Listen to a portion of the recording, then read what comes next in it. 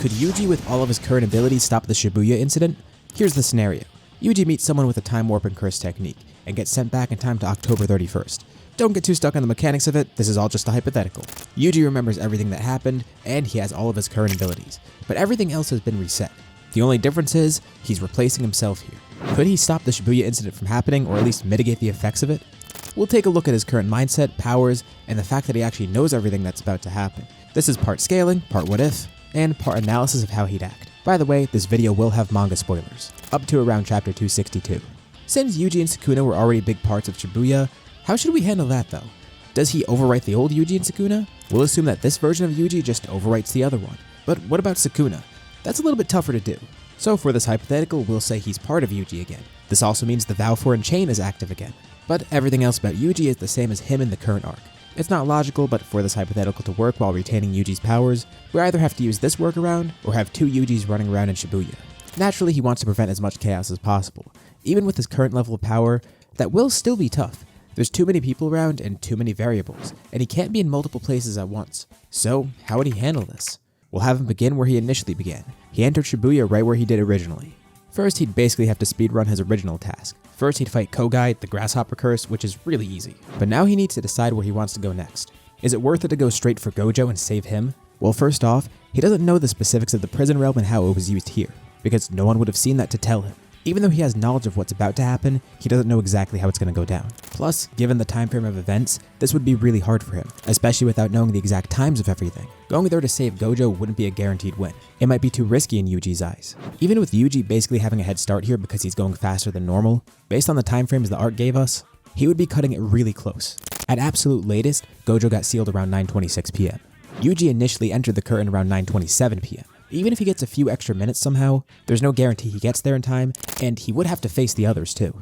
And again, he doesn't know exactly what's going on there at exactly what times. It's too much of a risk, and for that reason, I think he'd just go down his original path. First, regrouping with Nanami and Megumi. I feel like with him weighing the options, he'd definitely go for the latter. If we had him sent back earlier in time, then yeah, he could have just gone to Gojo and helped prevent this entire thing from happening, with Gojo having knowledge of the prison realm being used to seal him, or even further back. But the point of this video is seeing how Yuji would act with his current moveset and his current mindset.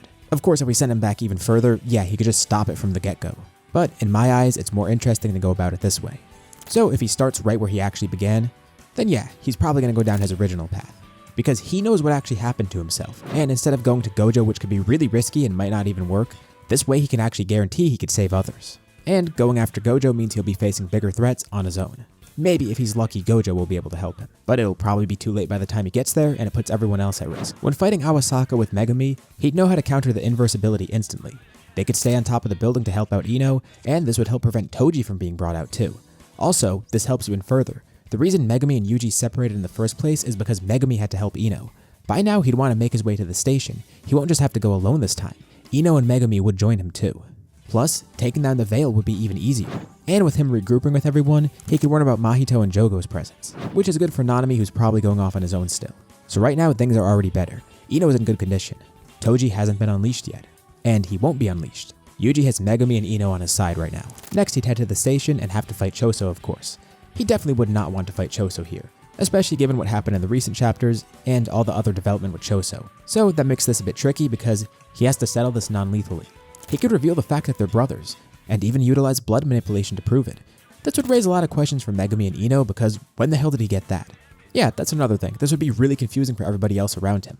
Why does Yuji know so much, and how does he have these new abilities? That could all be explained later at least. So, best case scenario, this puts Choso on their side immediately, or the more likely scenario, Choso goes into a mental breakdown like normal, realizing that Yuji is in fact his brother. Now, could he make it in time to help against Dagon? I'd think so. Megumi could help with the domain like usual, and they'd have the extra firepower from Yuji and Ino.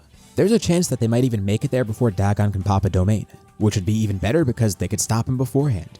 But likely, I don't think there'd be enough time for that, and by the time they get there, Dagon would awaken and have his own domain. On the bright side, they don't need to worry about Toji here. Yuji would be the main firepower against Dagon, and I feel like he'd be able to cook him here. Plus, if he gets injured at all by the Shikigami in the domain, he has blood stitching and reverse curse technique to help him heal. Not to mention, he has simple domain. It's not just his offensive abilities, he has great defensive abilities too. Other ways to buff himself and help him here. Once more, he confuses everybody, but it's a good thing. After stopping Dagon, he'll have to face Jogo.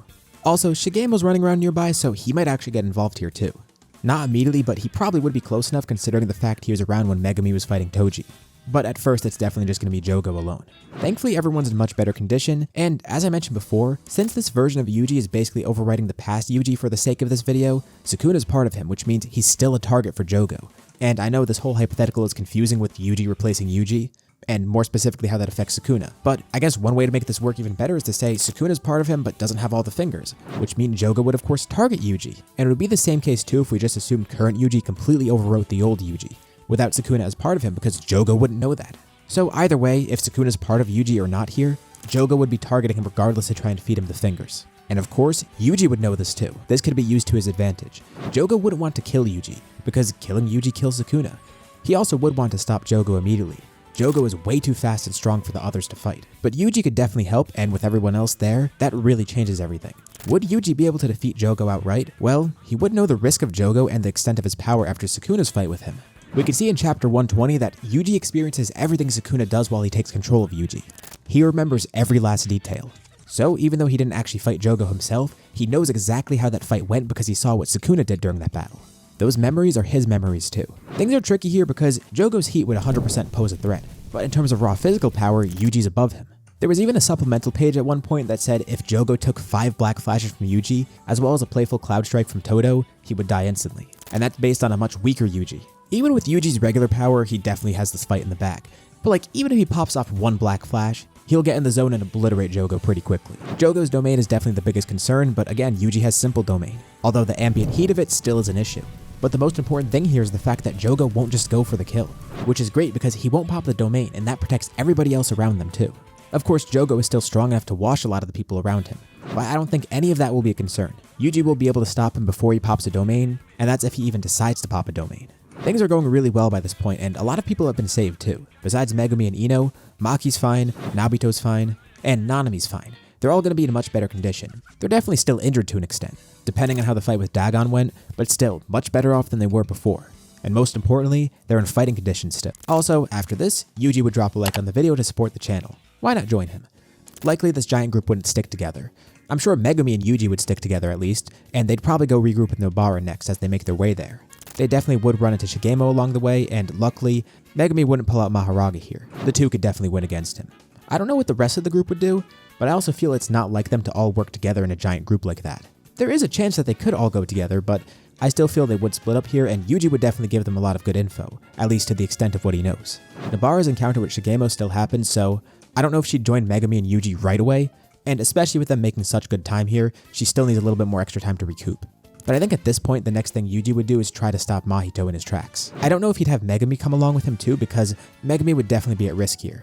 So maybe he sticks with Nobara. This lets Yuji fight Mahito alone. And this fight would definitely be much simpler for him this time around. Not just in terms of power, but he'd be in such a better mental state too, because he would know that Nobara wasn't attacked by him, nor was Nanami killed by him. Still, Yuji does have all of his memories, and he definitely would be pissed off here. But thankfully, he's in a much more coherent state of mind, and he's not completely broken. Abilities-wise, he's completely aware of how to attack the soul.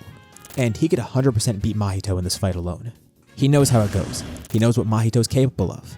He's already an amazing counter for Mahito, and he's an even better one here, especially with all the power he has. But killing Mahito does pose an issue. So right now there's only 2 threats left: Kenjaku and Uraume. Here's where things would really diverge. So we're going to give a couple hypotheticals for this situation. One scenario could be Uraume goes to fight Yuji alone. Sukuna's never unleashed, and of course Uraume wants to find him. In this scenario, right after fighting Mahito, Yuji would be fighting Uraume, potentially joined by Nobara and Megumi as well. What would the outcome of this fight be? Personally, I think even if it's Yuji alone, he could beat Uraume. It's not going to be easy by any means. It will definitely be very difficult. Even if Megumi and Nobara are there, it still would be difficult. However, this isn't a normal fight. Uraume would not want to kill Yuji here because of Sukuna being part of him. This weird Yuji overriding Yuji scenario is actually pretty important for this aspect, because Sukuna still being part of him means Uraume would hold back. If going for the kill, Uraume would be a much bigger threat, but because of the sole fact that Sukuna's part of Yuji still, his chances of winning go up significantly. And that doesn't even consider the fact that he's not alone, although he'd definitely be the one doing the most work here. Uraume wants to unleash Sukuna, and killing Yuji wouldn't do that. That would get rid of Sukuna. And this scenario would be great because later on, Kenjaku would appear completely alone. We'll get more into that later. The second scenario is that by the time Kenjaku appears, Uraume is with him, pretty much like how it went normally. In this scenario, there's 2 questions, and that'll decide how the battle goes. 1. Does Kenjaku stay and fight here, or does he go with the plan B? And 2, if he stays, does he fight alongside Uraume, or do they fight separately? If Kenjaku does nothing at first or just leaves, again, Uraume's cooked.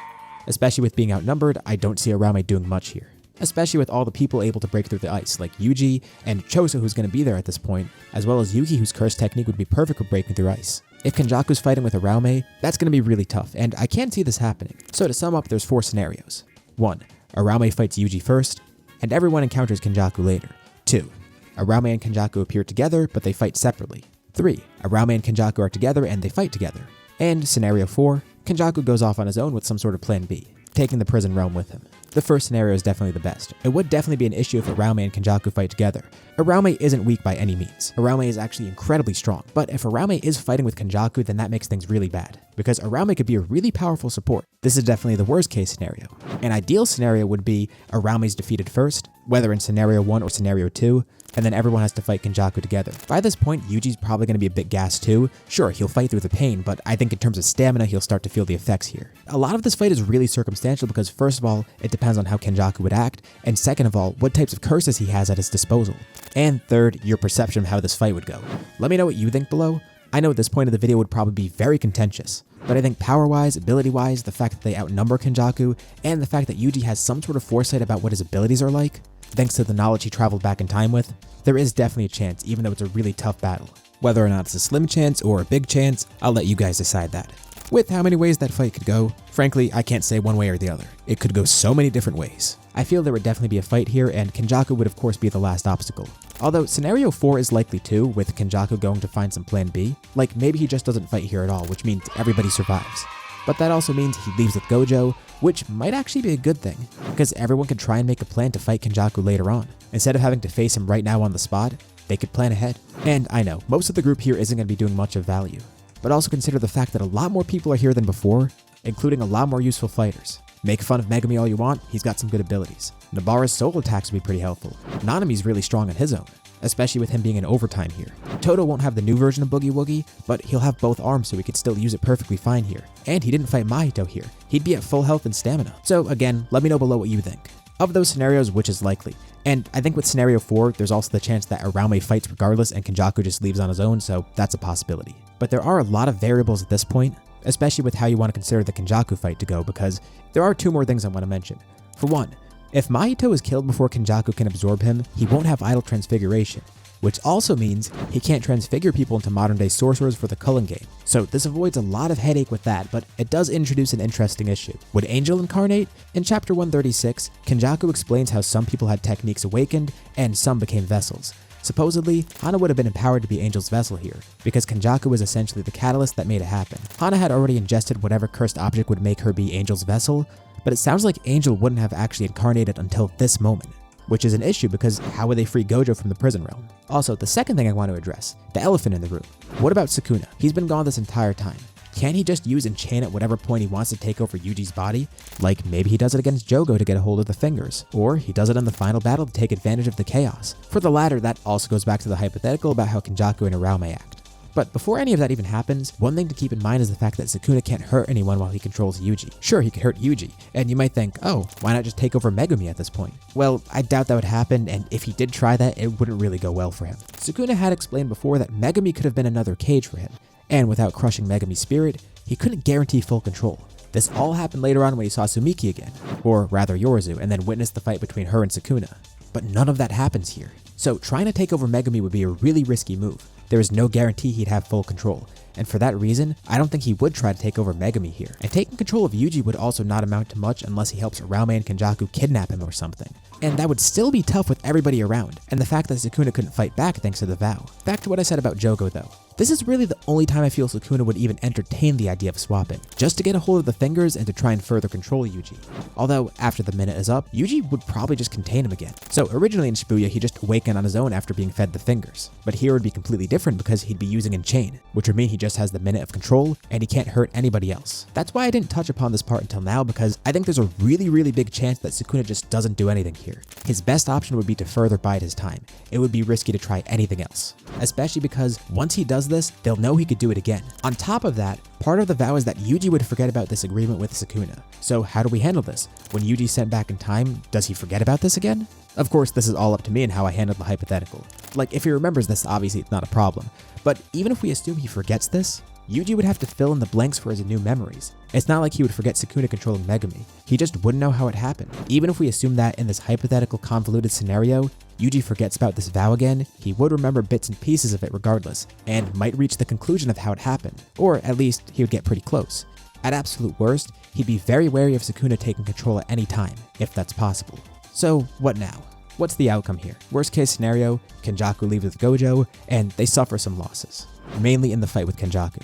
Best case scenario, every threat is stopped, and for the most part, everybody makes it out fine, although Gojo is sealed. And they would have to find a way to unseal him without Angel's help, or they'd have to find a way to make Angel incarnate somehow. On the upside, Yuta would eventually show up too, and without Sukuna being unleashed, he wouldn't be appointed executioner for Yuji. Everyone's goal at this point would be to free Gojo. So back to the original question, could Yuji stop the Shibuya incident? Well, kinda. For the most part, he does. There is the fact that we made a huge hypothetical with how Yuji and Sukuna would be involved here, so it's based on all of this. I think with his current abilities, knowledge, and mindset, he could save a ton of people, but at the cost of Gojo getting sealed, and likely being stuck like that. I don't think it's completely hopeless. I assume there is some way to free him, or at the very least empower Angel, but that is something to consider. And at the end of the arc, a lot of it is up to what Kenjaku does here, and how you'd interpret that fight too. Does Kenjaku fight? Does he do it alone? Does he fight with Uraume? Does he fight with Gojo? Does Kenjaku kill them? Does he lose?